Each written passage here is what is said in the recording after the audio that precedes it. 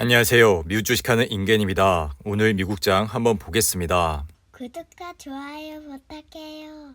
오늘 시장은 다가오는 잭슨 홀 미팅 발언을 기다리면서 3대 지수는 약보합 상태로 마감을 했습니다. 그리고 이날 개장 전 나온 유럽의 경기 위축이 투자 심리에 영향을 줬는데요. 유럽의 이번 달 서비스업 구매 관리자 지수는 50.1을 기록했고 이는 시장의 예상치인 50.5를 밑도는 수준을 기록했습니다. 아울러 이날 나온 신규 주택 판매 역시 전월 대비 12.6% 급감을 하면서 51만 1000채를 기록했고 이는 2016년 1월 이후 6년 6개월 만에 가장 낮은 수치로 나왔습니다. 이렇게 최근 인플레이션 정점론에도 불구하고 미국 경제 침체 국면이 이러한 지표들로 인해 가시화하고 있음을 보여주고 있는데요. 이로 인해 연준이 미국 경제를 연착륙으로 이끌 것이라는 희망과 그렇지 못할 것이라는 공포 사이에서 투자 심리가 요동을 치고 있습니다.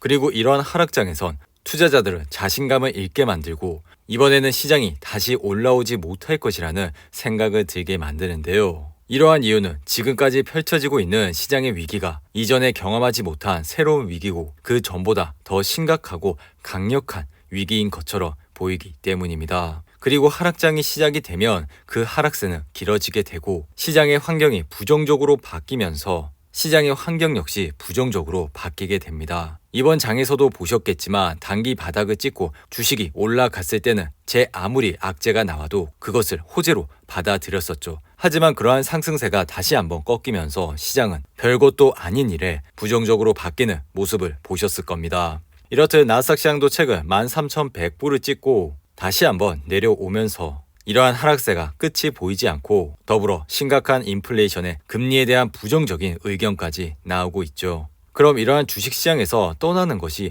답이 될 수 있을까요? 투자의 시장에서 수익을 올릴 많은 방법이 있고 더불어 투자자는 각자의 선택에 따른 결과를 받아들여야 하기 때문에 제 의견을 강요하거나 맞다고 우길 생각은 전혀 없습니다. 하지만 저의 생각은 주식시장에서 돈을 벌기 위해선 시장을 떠나지 않아야 한다고 말씀을 드리고 싶은데요. 그리고 현재 이 같은 하락장에선 내가 할 수 있는 것들이 무엇인지 그리고 내가 실수를 했던 것이 무엇인지 아는 것이 굉장히 중요하다고 생각이 드는데요. 이러한 시기 때는 단순히 주식 뉴스를 많이 보는 것도 좋은 방법이 될 수도 있지만 더 중요한 것은 기업의 단기적 주가는 기업의 펀더멘탈과 크게 상관이 없다고 확실하게 인식이 되어 있어야 한다는 것입니다. 이렇게 시장에서 부정적인 뉴스가 나오고 이로 인해 좋은 주식들이 급격하게 하락을 하게 되면 많으신 분들이 이런 중요한 포인트를 망각을 하면서 굉장히 흔들리는 모습을 볼 수가 있습니다. 그리고 주가는 시장의 환경과 심리의 영향에 광범위하게 노출이 되어 있기 때문에 시장의 환경이 악화가 되면 언제든지 하락을 할 수 있습니다. 그리고 주가가 빠진다고 기업의 펀더멘탈은 끌어내리진 않죠. 더불어 내가 투자한 기업의 펀더멘탈이 단단하고 성장을 하는 그런 기업이 다시 회복을 할 수가 있고 더 나아갈 수가 있습니다. 워렌 버핏은 2017년에도 애플 주식을 2배 이상 늘렸고 더불어 최근 애플 주식을 추가로 매수를 하는 모습을 보여줬는데요. 애플은 최근 134불이라는 지지선을 바탕으로 해서 반등을 시작을 했고 이로 인해 현재 주가는 167불대까지 올라왔습니다. 이렇듯 자신이 투자한 기업의 펀더멘털이 단단하고 성장을 하게 되면 장기적으로 자신의 자산도 같이 성장을 하게 됩니다. 그렇지만 이것도 주식을 보유하고 있을 때 하는 말이죠. 하락기보다 더 무서운 것, 그러니까 멀쩡한 기업을 스스로 팔아버리고 잘못된 선택을 하면서 영구적인 타격을 있게 되는 것입니다. 이로 인해 자신이 투자하고 있는 기업이 멀쩡한데 주가가 급락을 했고 이로 인해 힘들어서 주식을 다 매도하고 도망가버리는 상황을 피해야 하는데요. 그리고 단순하게 도망가는 것만으로 부족하여 장기 하락에 지쳐 지금까지의 손실을 한 번에 회복하기 위해서 불필요한 행동을 하는 것입니다. 대표적인 것이 가격이 많이 빠져서 이 가격에 리스크 부담이 매우 낮아진 보유 주식을 그냥 던져버리고 급등하고 있는 주식을 매수하는 것인데요. 베드베스앤비욘드와 같은 민주식이 최근 폭등을 하면서 주가가 오르니까 자신의 손실에 더 효과적이라 단순하게 생각을 하면서 포트폴리오 전체를 이런 주식들로 갈아엎는 행동을 하시는 분들이 있습니다. 이건 직접 해보신 분들은 잘 아시겠지만 하락장에서 이런 식으로 몇 번 잘못을 하게 된다면 그야말로 계좌가 그냥 녹아버리는 현상을 볼 수가 있죠. 물론 배드벤스앤비욘드와 AMC와 같은 이런 매매를 통해서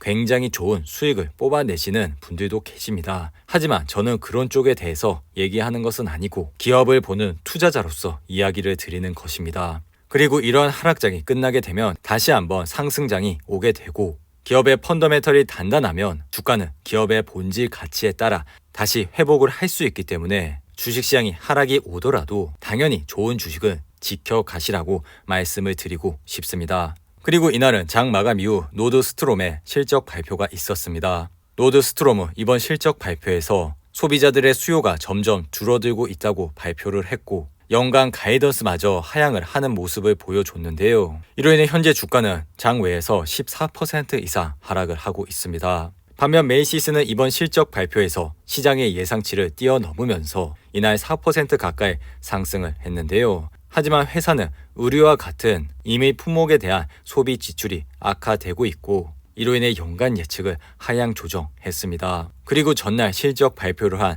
준비디오는 어닝 쇼크가 나오면서 이날 16% 이상 하락을 했는데요.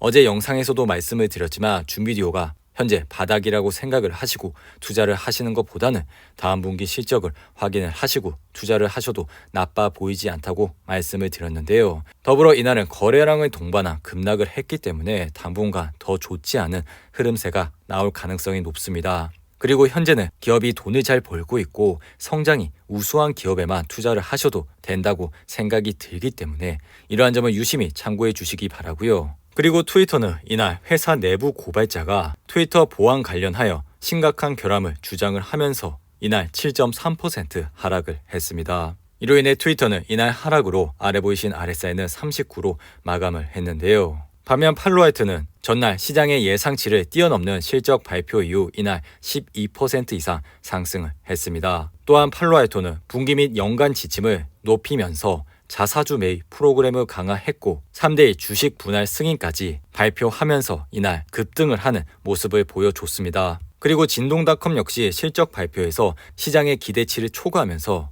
이날 3% 이상 상승을 했습니다. 반면 샤오펑은 예상보다 큰 손실을 기록하면서 이날 10% 이상 하락을 했는데요. 그리고 스파이 ETF를 보시면 이날 0.24% 하락을 하면서 아래 보이신 RSI는 50으로 마감을 했습니다. 스파이는 8월 16일 RSI가 73을 찍으면서 단기적 가해 증세가 보였고 그 이후 주가는 떨어지면서 현재는 412불 선에서 흐름을 이어가고 있는데요. 하지만 스파이어 같은 좋은 ETF를 매달 적립식으로 모아 가시게 된다면 시장의 상황에 따른 주식 변동에 스트레스 없이 좋은 수익을 얻으실 수가 있다고 생각이 드니 이러한 점을 잘 참고하시고 투자를 해주시면 좋을 것 같습니다. 그리고 주식시장의 피어앤그리드 지수를 보시면 이날은 46으로 마감을 했는데요. 항상 시장이 공포감에 있을 때 시장을 주목해 주시기 바랍니다.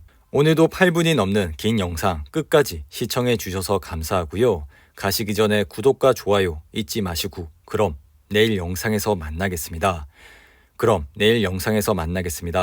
감사합니다.